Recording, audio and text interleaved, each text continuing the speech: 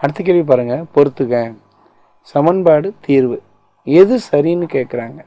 y - 2 = 0.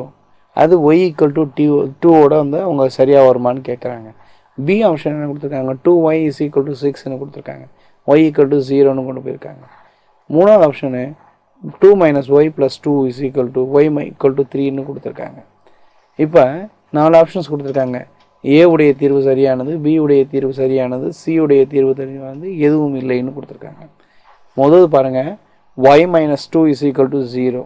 அப்போ y - 2 = 0. அப்போ இந்த 2 சைடு மாறி போகிறப்ப என்ன ஆகும், y = +2. இது சரியாக போய் பொருந்தது.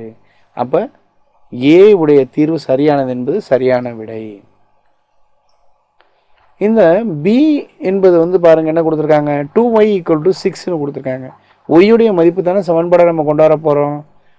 2y 2 × y. அப்போ இந்த 2 சைடு மாறி போகிறப்ப என்ன ஆகும், y = 6/2, y = 3ன்னு வந்து முடியும். அது y = 3ஓடு வந்திருந்தால் இது சரியான விடையாக இருந்திருக்கும். ஆனால் அது எங்கே போய் சேர்ந்துருக்கு, y = 0 என்ற இடத்துல போய் சேர்ந்துருக்கு. அது தவறான விடை.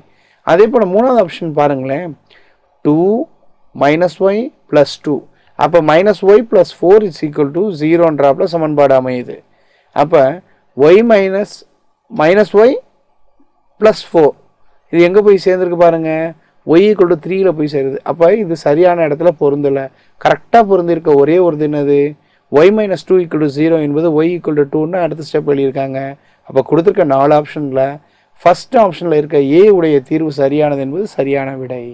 கணக்கு பாருங்கள், எக்ஸின் மதிப்பை கூறுக.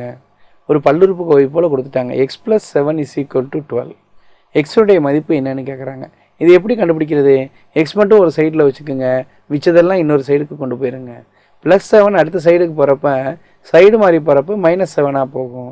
x = 12 - 7. x அடுத்த ஸ்டெப் என்ன வரும், x = 5ன்னு வந்து முடியும். 4 ஆப்ஷனில் x = 5 இருக்கான்னு பாருங்கள். மூணாவது ஆப்ஷனில் கொடுத்துருக்காங்க x = 5.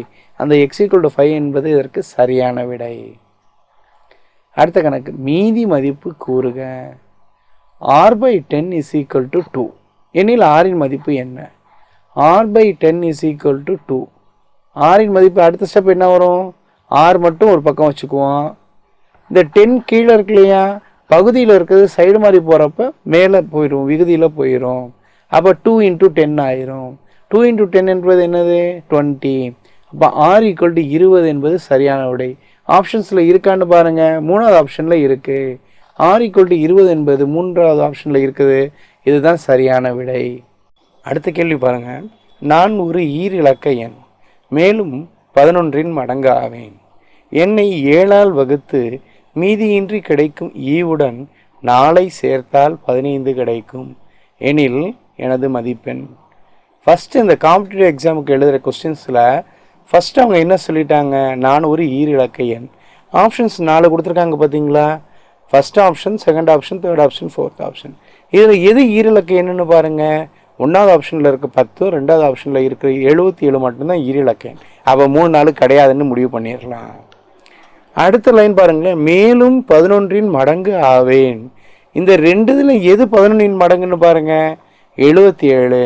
அப்போ உறுதியாக நம்ம என்ன செஞ்சிடலாம், 77ன்னு முடிவு பண்ணிடலாம். அது மட்டும் இல்லாமல் அவங்க என்ன அடுத்து கொடுத்துருக்காங்க, என்னை 7ஆல் வகுத்து மீதியின்றி கிடைக்கும் ஈவுடன் 4ஐ சேர்த்தால்.